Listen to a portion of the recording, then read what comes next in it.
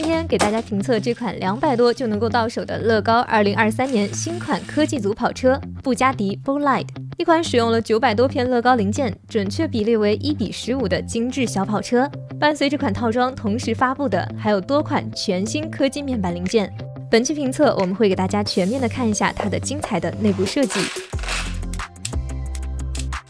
这里看一下设计师关于16缸发动机的搭建方案。可以看到，设计师使用了2排后孔壁配合十字轴，搭建出了两侧的气缸，同时在内部通过一排6575凸轮零件驱动十字轴的运动，实现仿真发动机的联动效果。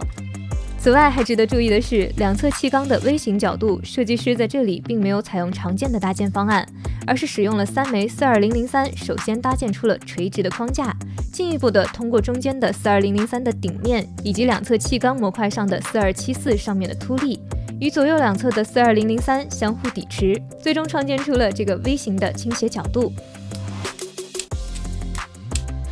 这里我们可以看到手动转向动力联动结构啦。手动动力从车顶上方的齿轮旋钮下来以后，在这个位置经过一组12:12的齿轮组以后，然后向车头方向传输。我们先继续。这里我们可以看到两侧车轮和发动机之间的联动啦。那它们之间是采用一组12:12的齿轮组完成联动，比较简单的一个设计。虽然是1:15的小比例跑车，但是我们可以看到，设计师仍然在这里通过这枚带角度的十字轴连接件，为整个驾驶室的中控台模块创建出了倾斜向上的角度。这里继续看一下手动转向动力联动结构的后续部分，可以看到设计师在这里是通过一枚12齿齿轮控制转向齿条零件，也是比较常规的一项设计。在车头位置，我们可以充分感受到这种全新的带角度的科技面板，以及更小型的科技面板在外观曲面的搭建上，确实是非常的灵活。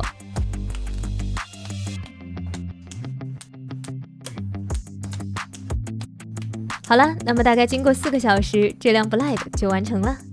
作为1:15的小比例科技组跑车，最终的成品在整体轮廓造型方面，通过和模型的对比可以看得出来呢，还是比较相似的。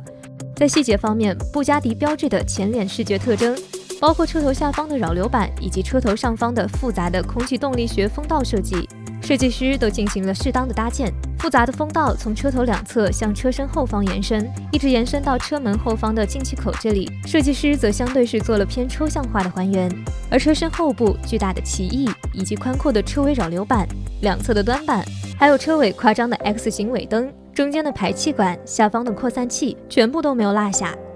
在整体视觉方面，相对于原型车，只有两侧这里的原本是平坦的风道，同时也是原型车的主视觉之一。那这辆乐高 Bolide 并没有进行还原，所以我们会看到，从上方视角看下来，黄色的部分在车身中部这里呢就断开了。相对来说，是这款乐高 Bolide 在外观方面能够挑出来的最主要的问题。那其他被玩家吐槽相对较多的一些外观细节呢，在我们看来都是这种小比例科技组跑车无法避免的问题。此外，它的配色也是此前玩家争议相对比较多的一个问题。这里我们也给大家准备了一台蓝色的版本，那大家是更喜欢黄色的呢，还是蓝色的呢？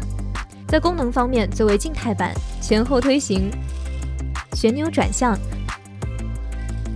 发动机联动，可以看到都是非常顺畅的。尤其是这个16缸发动机，测试下来感觉真的是非常丝滑。